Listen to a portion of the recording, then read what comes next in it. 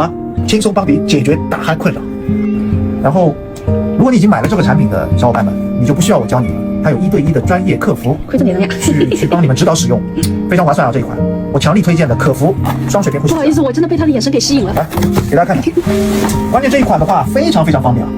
为什么方便呢？大家可以看，它就这样给大家一个可以携带的挎包，这样的话你出去旅行或者出差，都可以啊，都可以使用。然后给大家看看，这一款是国内的一个非常大的品牌，叫可服上市企业的一款双水平呼吸机啊。有很多小伙伴在问什么是双水平，什么是一般的呼吸机，我把那个介绍给大家贴在了这个视频里，让豆包来告诉大家什么是双水平，什么是一般的呼吸机啊。然后我们拿出来之后，它是有一个主机啊，主机包括一些说明书，然后呢这边是一些电源，就是我以前用的，包括一个头戴式的一个头套，好吧？我们拿出这些东西的时候该怎么用呢？先把这个东西插到里，听到咯哒一下，好了，插进去了。插进去要灌水旁边。对，当然了，然后来沉进水。然后我们把旁边的这一个往外拔啊，拔出来之后，我们需要在这个小盒子透明盒子里面装上净水，千万记得啊，装完净水之后，如果不使用就要把这个净水倒掉，好吗？我们把净水要注满啊，它上面有一个 max， 但是呢一定要注到 max 以上。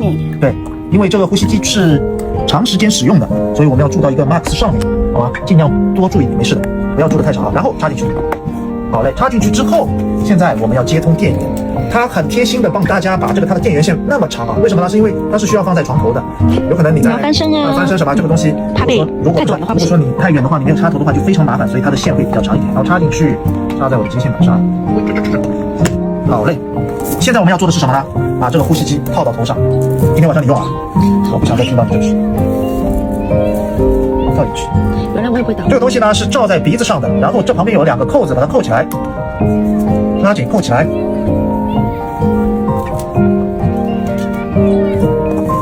开机，它会自动的帮你做一个呼吸的循环，真的非常神奇，所以我建议大家可以去尝试一下，特别是打鼾的小伙伴。